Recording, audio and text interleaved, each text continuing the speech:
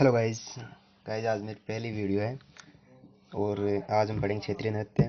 सबसे पहले आता है जो तेरह ताल नृत्य है उसके बारे में बात करेंगे हम। चलिए तो बात स्टार्ट करते हैं। तो तेरह ताल नृत्य है, यह रामदेव जी के मेले का मुख्य आकर्षक है। ठीक है, ये तेरह ताल नृत्य रामदेव जी के मेले का मुख्य आकर्षक है। इनका मेला भाद्रपद शुक्ल द्वितीया से और एकादशी तक लगता है।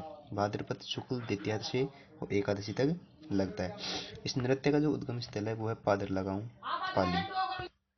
इस नृत्य का जो है इस नृत्य को सर्वाधिक कामड़ जाति की जो महिलाएं हैं, विवाहित महिलाएं, वो करती है। ये पुरुष प्रधान जो महिला प्रधान नृत्य है और ये पुरुष को रस प्रधान नृत्य पुरुष देखते हैं और महिलाएं इसमें नृत्य करती है।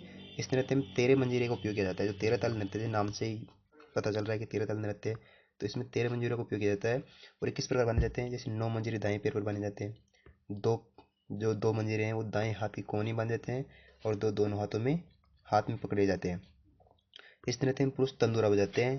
तंदूरा वाद्य यंत्र एक वाद्य यंत्र है, जो एक तत्वाद्य यंत्र है। तंदूरा जो तत्व वाद्य यंत्र है। प्रसिद्ध नृत्यांगना मांगी बाई है। इस नृत्य की जो प्रसिद्ध नृत्यांगना है वो मांगी बाई है। और इसका जो प्रसिद्ध कलाकार है वो लक्ष्मणदास कामड़ को माना जाता है। इसके जो प्रसिद्ध जो कलाकार थे वो लक्ष्मणदास कामड़ थे। ये एकमात्र जो कलाकार थे पुरुष वो थे। ठीक है, अब देखते हैं हम तेरह ताल नृत्य से संबंधित अन्य बातें करते हैं हम। जैसे 1990 में जो मांगी बाई है, 1990 में मांगी बाई को, इसकी जो प्रसिद्ध नृत्यांगना मांगी बाई है ना, इनको संगीत नाटक अकादमी पुरस्कार से सम्मानित किया गया था। संगीत नाटक अकादमी पुरस्कार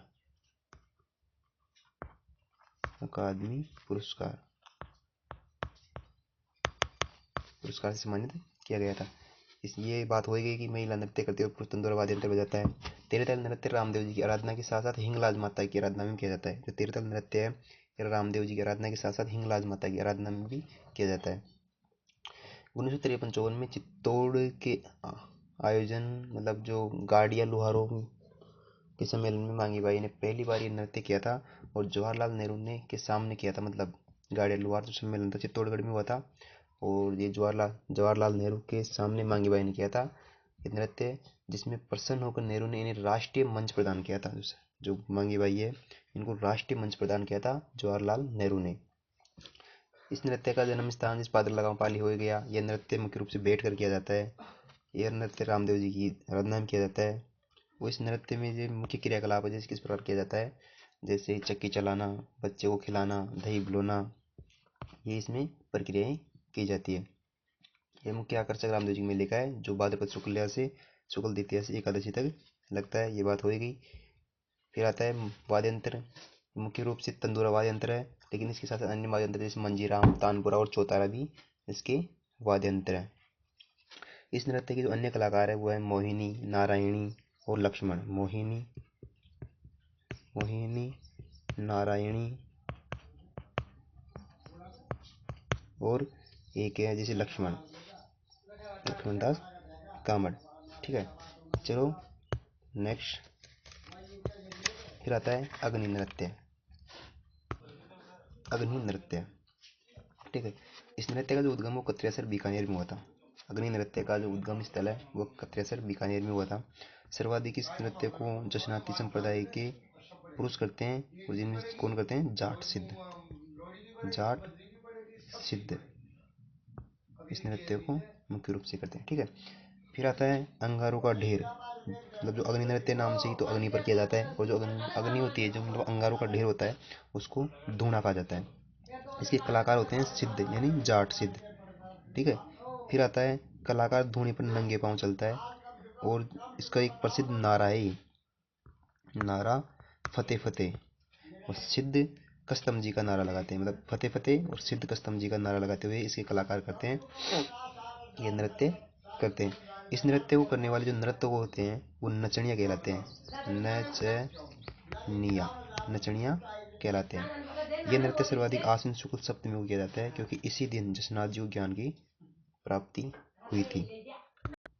इस नृत्य के प्रसिद्ध कलाकार लालनाथ जी और चौकनाथ जी हैं। जैसे फिर इसकी विशेषता है मुंह से मतीरे को फोड़ना। जैसे ये लोग अग्नि पर नृत्य करते करते अपने मुंह से मतीरे को फोड़ते हैं। ये नृत्य सर्वाधिक जैसे 3 माह में किया जाता है, जैसे एक तो फाल्गुन में, एक चैत्र में और एक आश्विन में।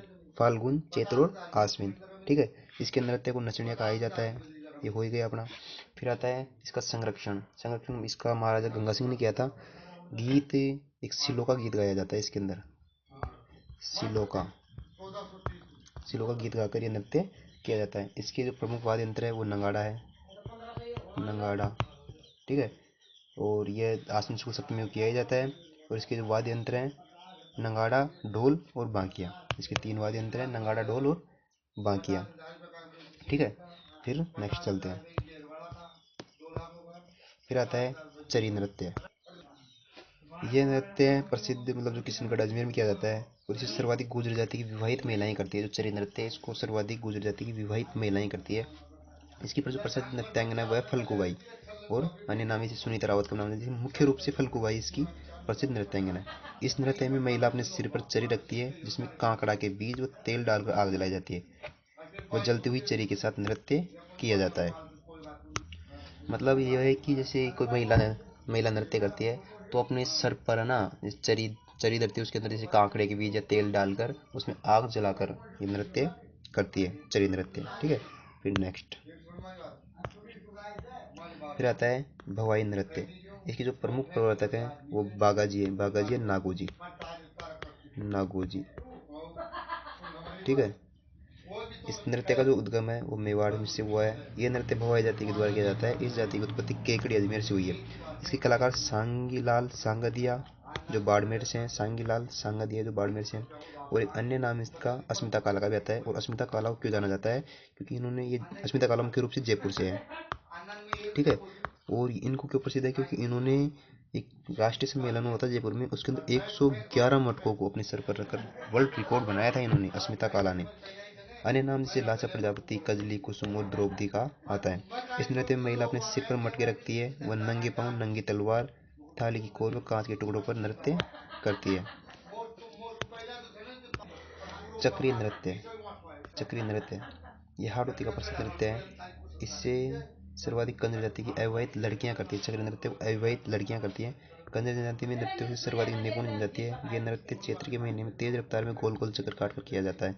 इस नृत्य के प्रसिद्ध स्थान है चांचौड़ा बारा और रामनगर बूंदी। इस नृत्य को प्रकाश में लाने का श्रेय चांचौड़ा बारा के रशीद अहमद पहाड़ी को जाता है। इस नृत्य में अविवाहित लड़कियां विवाहित महिलाओं का वेश धारण करती है। वह अपने प्रियतम से श्रृंगार की वस्तुएं मंगाने का अनुरोध करती है।